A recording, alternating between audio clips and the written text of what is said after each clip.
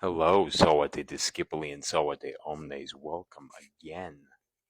I'm going to shout out my boy Luke Sanchez here. I'm going to add him. Thank you for, he sent me, he's reading The Exorcist right now. And you know what? I thought I would go ahead because I was like, I don't think I've ever done the etymology of The Exorcist. And The Exorcist, the original movie, one of the scariest movies of my life, and I think that's also has to do a lot with my Catholic upbringing. But I don't mess with that shit.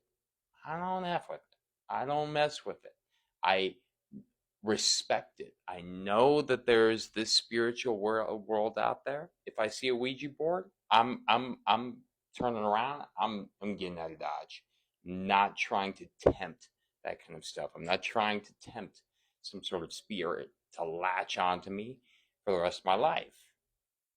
Because, yeah. And, anyways, Exorcist, an interesting thing that he said, though, is that a lot of people, especially maybe people that are less knowing of, would assume that the exorcist is actually the girl that's possessed. But actually, the possession is not the exorcism. The exorcism is the action that the exorcist does in order to remove that creature that is binded to that person, that Latin creature. And it's very interesting because yes, it always is the demon speaks Latin, thinks in Latin, knows Latin. And I do too, but I'm not going to speak it. And if I have anybody trying to speak Latin to me, y'all, I'm a nerd. I'm not that much of a nerd. I'm responding in English. We're not trying to, like, yes, we're bringing Latin back, but we're not bringing Latin back actually because I have better things to do with language. Like etymologize this bad boy because X is a Latin and or Greek coming from the ek means out or out of.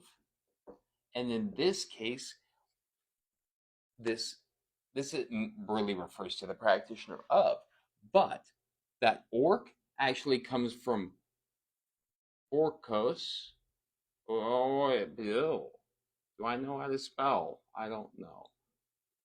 Which is later into the orcian infinitive, which means basically to cast out or to bind to, and to essentially to bind to, or that's really, yeah, it's to bind to and out of. So basically, it's the exorcism itself is binding to that spirit, and then the X is what is casting it out of that individual. Yeah, if you didn't know, now you know. That's why I don't mess with astral traveling, because I have actually been able to do that in the past because I deal with sleep paralysis a lot of the time, especially when I'm camping. And I've read that when you astral travel, a lot of the time you're actually opening up into a liminal space where you can invite spirits in, both good and bad. I don't want to tempt it. Might be cool to have liminal dreams and all that stuff and be able to whatever. But I'm not trying to do that. No astral projection for me. I'm good. I'm obsessed to get right.